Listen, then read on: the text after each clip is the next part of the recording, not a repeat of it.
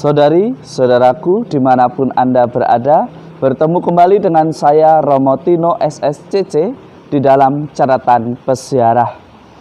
Di dalam persiaran hidup patut untuk kita sadari bahwa kita harus mengembangkan karunia yang kita terima untuk membangun gereja yang hidup secara utuh.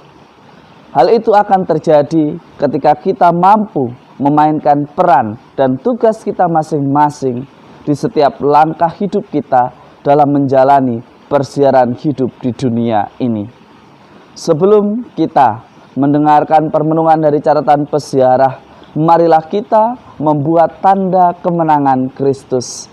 Dalam nama Bapa dan Putera dan Roh Kudus. Amin. Ya Allah, dengan perayaan meriah hari ini, Engkau menguduskan seluruh gerejamu di setiap suku dan bangsa. Curahkanlah karunia-karunia Roh Kudus atas seluruh muka bumi ini, dan perbaruilah kini melalui hati kaum beriman, sehingga karya-karya agung yang telah Engkau kerjakan pada awal pemberitaan Injil tetap kami lanjutkan di dalam setiap langkah hidup kami. Biarkanlah kami bertumbuh, berkembang, dan menghasilkan buah. Tuhan, dampingilah kami. Amin. Saudari-saudaraku dimanapun Anda berada, selamat Hari Raya Pentakosta dan selamat pagi. Semoga kabar kita tetap dalam keadaan baik dan penuh sukacita.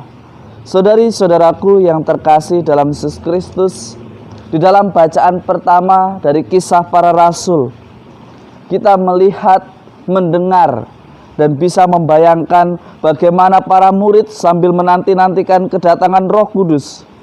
Ketika saat pencurahan Roh Kudus itu datang, para murid dipenuhi dengan Roh Kudus dan mereka bisa berbicara dalam berbagai bahasa.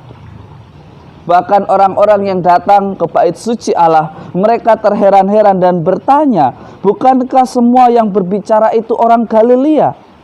Bagaimana mungkin kita masing-masing mendengar mereka berbicara dalam bahasa kita sendiri, yaitu bahasa yang kita pakai di negeri asal kita. Roh Kudus memampukan kita untuk mewartakan sukacita Injil kepada setiap orang. Bahasa roh menjadikan kita mengerti apa yang menjadi keperluan bagi orang-orang yang rindu akan keselamatan yang datang daripadanya.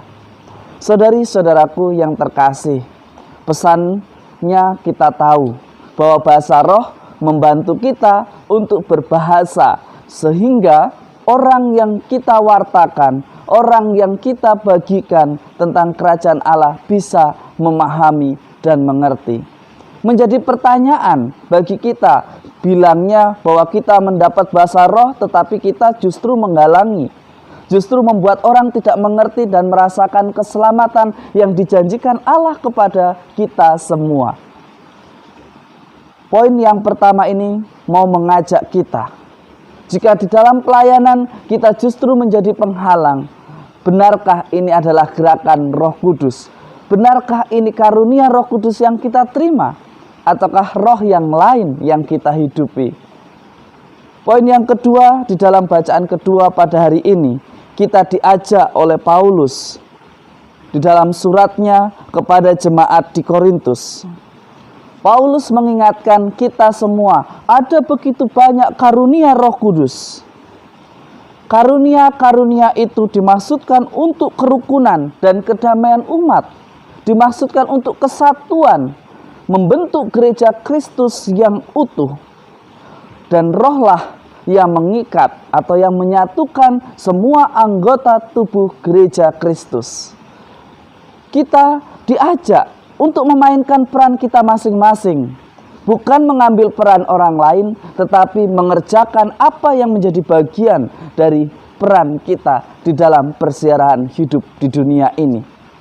Salah satu karunia Roh Kudus ialah belas kasih, pengampunan, cinta kasih, kebijaksanaan, mewartakan kebenaran, jika kita di dalam pelayanan belum mampu mewartakan kebenaran, belum mampu menghadirkan cinta kasih dengan memaafkan orang-orang yang bersalah kepada kita, kita belum mampu memainkan peran kita masing-masing.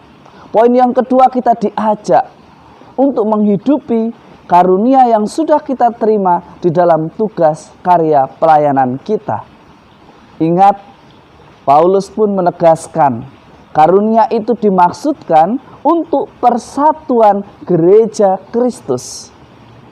Jika kita memecah belah, benarkah kita hidup di dalam anggota sebagai anggota tubuh dari gereja Kristus? Ataukah kita hidup dalam anggota yang lain, yang hanya mengejar pamor, yang hanya mengejar nama? Kita diingatkan itu, bagaimana kita diajak untuk memuliakan Tuhan. Saudari-saudaraku yang terkasih di dalam Yesus Kristus, di dalam Injil hari ini Tuhan Yesus menyapa kita semua, mengatakan bahwa damai sejahtera bagi kamu. Apa arti damai di sini? Ternyata damai di sini yang dimaksudkan oleh Yesus ialah sama seperti Bapa telah mengutus Yesus ke dalam dunia untuk mewartakan keselamatan bagi umatnya. Sama halnya dengan kita, damai sejahtera berarti kita harus berani memikul salib kita, menyelesaikan tugas kita, menyelesaikan perutusan kita di dunia ini.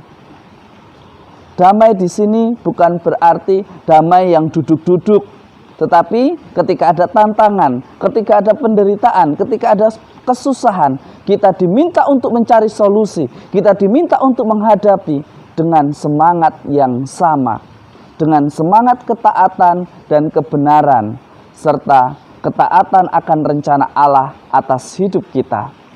Kedamaian akan kita dapatkan ketika kita mampu mengampuni, ketika kita menang menghadapi tantangan kita, ketika kita mampu bangkit dari keterpurukan. Saudari-saudaraku yang terkasih dalam Yesus Kristus, di hari raya Pentakosta ini kita semua diajak untuk memperbarui diri, memaknai karunia Roh Kudus yang kita terima demi persatuan gereja Kristus. Bukan menjadi penghalang, bukan membuat orang kagum kepada kita, tetapi membuat semakin banyak orang memuliakan Tuhan dan bertobat serta kembali ke jalan yang benar. Semoga Tuhan memberkati kita semua dalam nama Bapa dan Putera dan Roh Kudus. Amin. Saudari-saudaraku yang terkasih, new normal membuat kita seolah-olah seperti kuda yang lepas dari kandangnya.